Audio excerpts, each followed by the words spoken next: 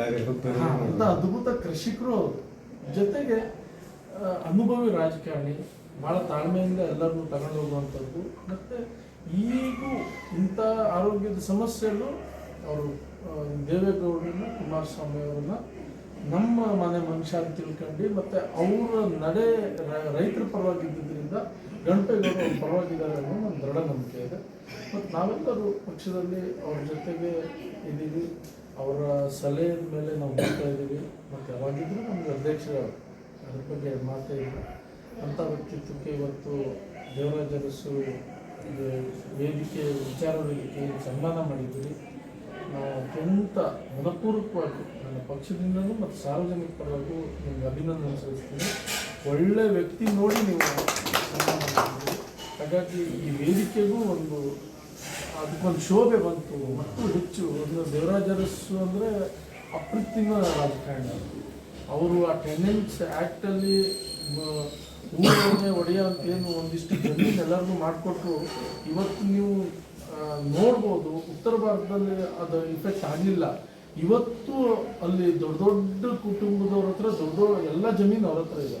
ಆದರೆ ಇಲ್ಲೂ ಮಾತ್ರ ಅತ್ಯಂತ ಬಡ ಕುಟುಂಬಕ್ಕೂ ಆ ಜಮೀನು ಬಂದು ಮುಟ್ಟಿದೆ ಅಂದರೆ ಅದು ದೇವರಾಜ ಅರಸೇ ಕಾರಣ. ಅಂಥ ಒಂದು ವೇದಿಕೆ ನಮ್ಮ ಗಣಪೇಗೌಡರು ಸನ್ಮಾನ ಮಾಡ್ತಾರೆ ಅಂದರೆ ಇದಕ್ಕಿಂತ ದೊಡ್ಡ ಭಾಗ್ಯ ಮತ್ತೊಂದಿಲ್ಲ ಅಂತ ನನ್ನ ಭಾವನೆ. ಸಾಮಾಜಿಕ ನ್ಯಾಯದ ಹರಿಕಾರ, ಈ ದೇಶ ಕಂಡ ಅಪರೂಪದ ರಾಜಕಾರಣಿ, ಮಾಜಿ ಮುಖ್ಯಮಂತ್ರಿ ದೇವರಾಜ ಅರಸು ಅವರ 111ನೇ ಜನ್ಮದಿನಾಚರಣೆ, ಹಾಗೆ ಅರಸು ವಿಚಾರ ವೇದಿಕೆಯ 28ನೇ ವರ್ಷದ ವರ್ಷಾಚರಣೆ. ಈ ಸಂದರ್ಭದಲ್ಲಿ ನಾವು ನಮ್ಮ ತಾಲೂಕಿನ ಹಿರಿಯ ಸಾಮಾಜಿಕ ಮುಖಂಡರು, ಮಾಜಿ ಜನಪ್ರತಿನಿಧಿಗಳು ಅವರನ್ನು ಗುರುತಿಸಿ ಸನ್ಮಾನಿಸುವಂಥ ಕಾರ್ಯಕ್ರಮವನ್ನು ಈ ವರ್ಷ ಹಮ್ಮಿಕೊಂಡಾಯಿತು.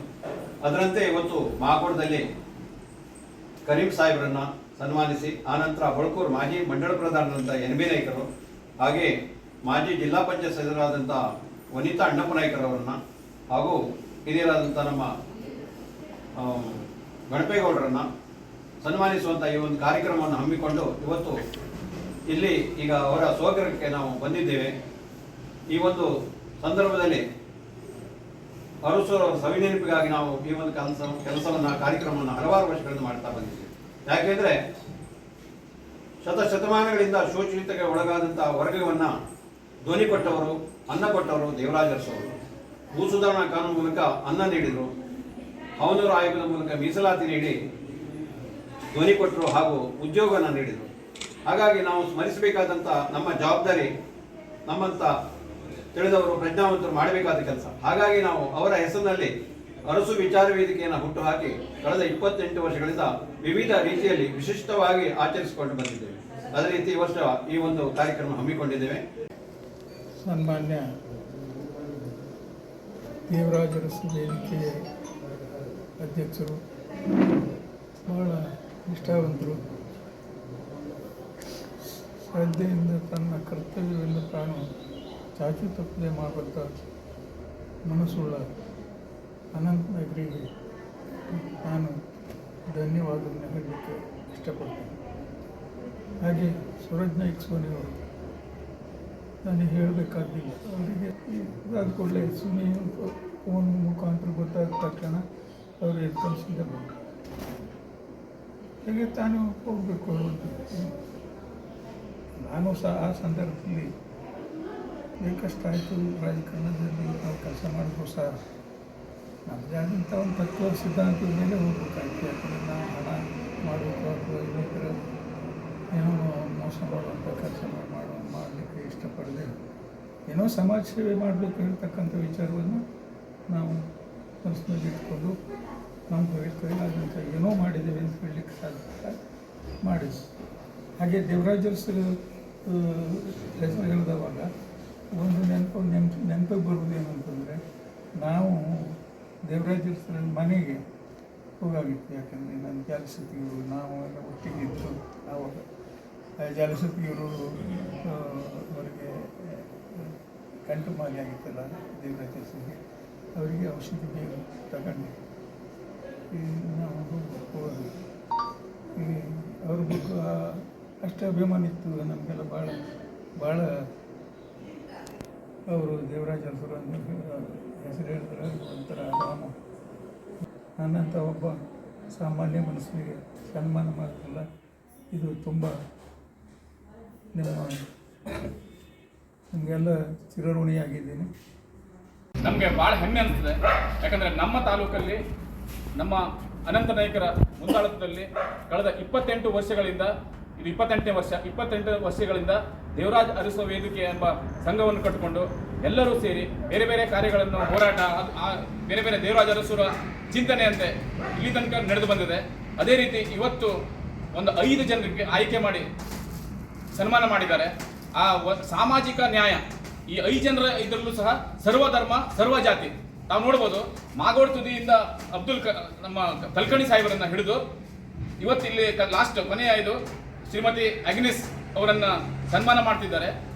ಮಾಗೋಡದಲ್ಲಿ ಸನ್ಮಾನ ಮಾಡಿದವರು ಮುಸ್ಲಿಮರು, ಹಿಂದೆ ಹಾಗೆ ಅಣ್ಣಪ್ಪ ನಾಯಕರ ಮಿಸಸ್ಸು ವನಿತಾ ನಾಯಕರು, ಅವರು ಸಿರುಗಾರ ಜಾತಿಯವರು, ಗಣಪಯ್ಯ ಗೌಡರು ಒಕ್ಕಲಿಗರು, ಅದೇ ರೀತಿ ನಮ್ಮ ಮೇಡಮ್ ಅವರು ಕ್ರಿಶ್ಚಿಯನ್ರು. ಆದರೆ ಯಾವುದೇ ಜಾತಿ ಅಥವಾ ಯಾವುದೇ ಒಂದು ಸಮಾಜಕ್ಕೆ ಜಾತಿಯಲ್ಲಿ ಮೀಸಲಿಡದೆ ಪ್ರತಿಯೊಬ್ಬರಿಗೂ ಒಂದು ಆಯ್ಕೆ ಮಾಡಿ ಅದನ್ನು ಮಾಡಿದ ಅದು ಸಾಮಾಜಿಕ ನ್ಯಾಯ. ಅದೇ ಅರಸವರ ಚಿಂತನೆ. ಅರಸುರವರು ನಾವು ಓದಿದ್ದೇವೆ. ಅರಸುರವರು ಕೇವಲ ಒಂದು ಜಾತಿಗೆ ಅಥವಾ ಒಂದು ಇದು ಮಾಡಿದ್ದಲ್ಲ, ರೈತರಿಗೆ, ಹೆಚ್ಚಿನಾಗಿ ರೈತರಿಗೆ. ಇವತ್ತು ನಾವೇನಾದರೂ ರೈತರು ಇಲ್ಲಿ ಎತ್ತರಾಗಿ ನಿಂತಿದ್ದೇವೆ ಅಂತ ಹೇಳಿದ್ರೆ ಅದು ಅರಸರ ಚಿಂತನೆ ಅಥವಾ ಅವರ ಕೊಡುಗೆ. ನಮ್ಮ ಕರ್ನಾಟಕ ರಾಜ್ಯಕ್ಕೆ ಅವರಂತ ಕೊಡುಗೆ, ರೈತರಿಗಿರುವಂಥ ಕೊಡುಗೆ ಇನ್ನು ಯಾರೂ ನೀಡಲಿಲ್ಲ ಈ ತನಕ. ಹಾಗಾಗಿ ಅವರ ನೆನಪನ್ನು ಉಳಿಸಿಕೊಳ್ಳಲಿಕ್ಕೆ ಈ ಸಂಘದವರು ಪ್ರಯತ್ನ ಮಾಡಿದ್ದಾರೆ. ಅದೇ ರೀತಿ ಅನಂತ ನಾಯಕರು ಕಾಯಮ್ಮಾಗಿ ಯಾವುದೇ ಇದ್ರೂ ಅವರು ಅರಸರ ಹೆಸರಲ್ಲೇ ಮಾಡ್ತಾ ಇದ್ದಾರೆ. ಅವರಿಗೂ ಸಹ ಮುಂದೆ ಇನ್ನೂ ಹೆಚ್ಚಿನ ಸಾಮಾಜಿಕ ಕೆಲಸ ಮಾಡಲಿಕ್ಕೆ ಅವರಿಗೆ ದೇವರು ಅವರಿಗೆ ಧೈರ್ಯ ನೀಡಲಿ ಮತ್ತು ಈ ಸಂಘಕ್ಕೂ ಸಹ ಇನ್ನೂ ಶಕ್ತಿ ನೀಡಲಿ ಅಂತ ಹೇಳ್ತಾ, ಇಲ್ಲಿರುವಂತಹ ತಮ್ಮೆಲ್ಲರ ಮುಖ ಪರಿಚಯ ನನಗಿಲ್ಲ ಅಂದ್ರೂ ಈಗ ನಿಮ್ಮೆಲ್ಲರ ಮನಸ್ಸಿನ ಪರಿಚಯ ನನಗೆ ಆಯ್ತು ಅಂತ ಹೇಳೋದ್ರಲ್ಲಿ ನಿಜವಾಗ್ಲೂ ತಪ್ಪಿಲ್ಲ. ಯಾಕಂದ್ರೆ ನೀವೆಲ್ಲರೂ ಮನಸ್ಸಿನಿಂದ ಒಗ್ಗೂಡಿ ಈ ಒಂದು ಸಮಾಜಕ್ಕೋಸ್ಕರ ದುಡಿದಂತಹ ಹೆಣ್ಣಿರುವ ನನ್ನ ಮತ್ತು ನಮ್ಮ ಅತ್ತೆಯವರನ್ನ ನೀವೆಲ್ಲರೂ ಸನ್ಮಾನ ಮಾಡಲಿಕ್ಕಾಗಿ ನಿಮ್ಮೆಲ್ಲರ ಸಮಯವನ್ನು ಹಾಗೂ ನೀವು ಸಾಕಷ್ಟು ಖರ್ಚು ವೆಚ್ಚಗಳನ್ನು ನೀವು ಸೆಳೆದು ನೀವು ಇಲ್ಲಿ ಬಂದು ನಮ್ಮ ಅತ್ತೆಗೆ ಸನ್ಮಾನ ಮಾಡಿದ್ದೀರಾ. ಹಾಗಾಗಿ ನಿಮ್ಮೆಲ್ಲರ ಮನಸ್ಸಿನ ಪರಿಚಯ, ನಿಮ್ಮೆಲ್ಲರ ಮನಸ್ಸಿನಿಂದ ನೀವು ತೆಗೆದುಕೊಂಡಂತಹ ಈ ನಿರ್ಧಾರಕ್ಕೆ ನಾನು ನಿಮ್ಮೆಲ್ಲರಿಗೂ ಹೃತ್ಪೂರ್ವಕವಾದ ವಂದನೆಗಳನ್ನು ಸಲ್ಲಿಸ್ತೇನೆ. ಹಾಗೂ ಇದೇ ರೀತಿ ನಿಮ್ಮ ದಿವಂಗತ ದೇವರಾಜ ಅರಸು ವಿಚಾರಕ್ಕೆ ನಾವು ಹೀಗೆ ಸಮಾಜದಲ್ಲಿ ಒಳ್ಳೆಯ ಕೆಲಸ ಮಾಡಿದವರನ್ನ ಗುರುತಿಸಿ ಹಾಗೆ ನಿಮ್ಮ ಹೀಗೆ ಸನ್ಮಾನ ಮಾಡುವುದರ ಮೂಲಕ ಅವರಿಗೆ ಮತ್ತೆ ನೀವು ಎನ್ಕರೇಜ್ ಪ್ರೋತ್ಸಾಹ ಮಾಡಿದಂಗೆ ಆಗುತ್ತೆ. ಸೊ ನಡೆದಿರುವಂತಹ ನಿಮ್ಮೆಲ್ಲರಿಗೂ ನನ್ನ ಮಾವ ನುಗ್ಗಸ್ ಸದಾಗಿದ್ದವರ ವತಿಯಿಂದ ಹಾಗೂ ನಮ್ಮ ಅತ್ತೆ